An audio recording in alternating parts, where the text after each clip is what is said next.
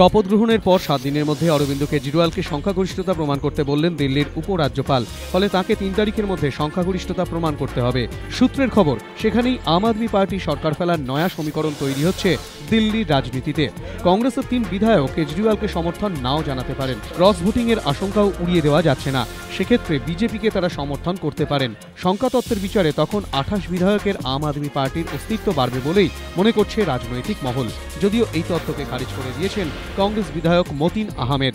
তিনি জানিয়েছেন, হাইকমান্ডের নির্দেশই হবে তাদের সিদ্ধান্ত। বছর শেষের আগেই ফিরছে শীত। কয়েকদিনের ঊর্ধ্বমুখী তাপমাত্রা এবার নিম্নমুখী। আজ শহরের সর্বনিম্ন তাপমাত্রা 13.3 ডিগ্রি সেলসিয়াস, স্বাভাবিকের থেকে 1 ডিগ্রি কম। আলিপুর আবহাওয়া দপ্তর জানিয়েছে, শীতের পথে যাবতীয় বাধা কেটে গিয়েছে। ফলে আগামী কয়েকদিন এবার পারদ আরও নামবে। রাজ্যের অন্য জেলাগুলিতেও তাপমাত্রা নিম্নমুখী।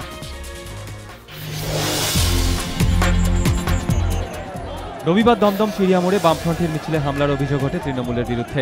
এই ঘটনায় স্থানীয় তৃণমূল কাউন্সিলর শান্তনু সেনের ভূমিকাকে ভালো চোখে দেখছে না দল। এই ধরনের অবাঞ্ছিত ঘটনা যে তৃণমূলের শীর্ষ নেতৃত্ব অনুমোদন করছে না, তা বুঝিয়ে দিয়ে ইতিমধ্যে শান্তনু সেনকে সতর্ক করে দেওয়া হয়েছে।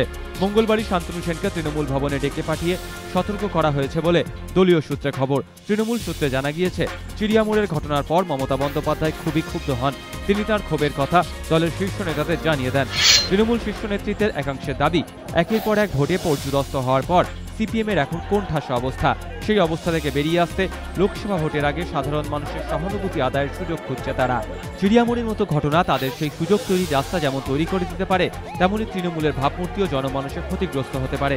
তাই ভবিষ্যতে এই ধরনের ঘটনা এড়িয়ে চলার জন্য দলের নেতাকর্মীদের স্পষ্ট নির্দেশ দেওয়া হয়েছে।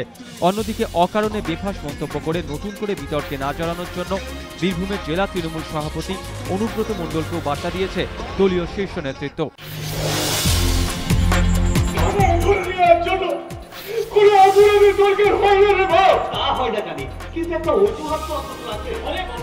শীতের শহরে উৎসবের আবহ। এরই মধ্যে তৃণমূল বিধায়ক পরেশ পালের উদ্যোগে বুধবার বেলেঘাটায় শুরু হলো যাত্রা উৎসব। উৎসবের সূচনা করেন বিদ্যুৎ মন্ত্রী মনীশ গুপ্ত।